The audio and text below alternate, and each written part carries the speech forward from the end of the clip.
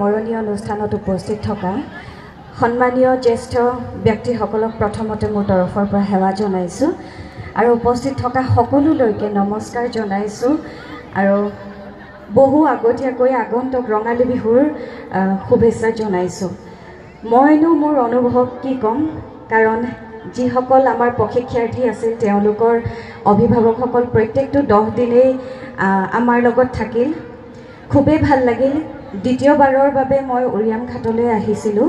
প্ৰথমবাৰত মই যিখিনি অনুভৱ কৰিছিলোঁ উৰিয়াম ঘাটৰ দৰে এখন ঠাইত প্ৰজন্মই নতুন চামক নিজৰ সংস্কৃতিটোৰ লগত চিনাকি কৰি দিবলৈ যি ধৰণে প্ৰচেষ্টা হাতত লৈছে, সেই প্ৰচেষ্টা যাতে সদায় তেওঁলোকে অটুট ৰাখে তাকে কামনা কৰিছোঁ। প্ৰথম বৰ্ষত মই মনত যথেষ্ট চিন্তা ভাৱনাৰে আহিছিলোঁ, কাৰণ অসমীয়া অনা অসমীয়া বহু লোকে এই কৰ্মশালাটোত অংশগ্ৰহণ কৰিছিল। তেনে ক্ষেত্ৰত মই ভাবিছিলোঁ ক'ৰবাত মোৰ যথেষ্টখিনি অসুবিধাৰ মই সন্মুখীন হ'ম নেকি, কিন্তু অতিকৈ ভাল লগা কথা, খুব ধুনীয়াকৈ প্ৰথমবাৰত তেওঁলোকে মোক সহায় সহযোগিতা আগবঢ়াইছিল আৰু খুব ধুনীয়াকৈ আমি 10টা দিন পাৰ কৰিছিলোঁ। ঠিক সেইদৰে এইবাৰো মই তেওঁলোকৰ লগত, মই নহয় আচলতে মোৰ লগতে যিসকল আমাৰ বাদ্যযন্ত্ৰত সংগতকাৰী আছিল, ঢুলীয়াসকল, পেপৈ, ককাইদেউ, তালিয়া, আটাইকেইগৰাকী আমি চেষ্টা কৰিছিলোঁ আমাৰ এই সংস্কৃতিটোৰ লগত আমাৰ এই আজিৰ চামক চিনাকি কৰাই দিবলৈ।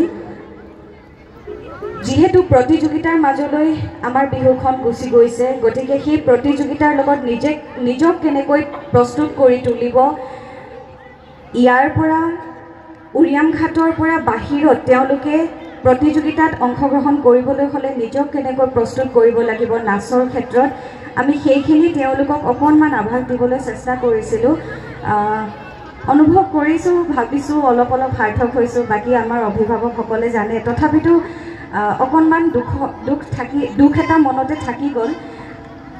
এই 10টা দিনত আমি ব্যৱহাৰিক দিশটোকহে বেছি গুৰুত্ব দিব পাৰিলোঁ, তাত্ত্বিক দিশত অকণমান কম পৰিমাণে আমি গুৰুত্ব দিব পাৰিলোঁ। সেইকাৰণে মই খুবেই দুখিত।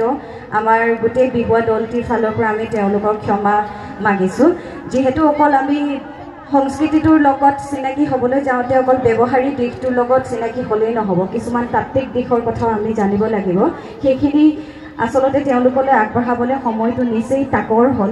বিহুৰ দৰে বিশাল সংস্কৃতিখনক এই 10টা দিনত সকলোখিনি কথা তেওঁলোকলৈ আগবঢ়াই দিয়াটো ইমান সহজ নহয়।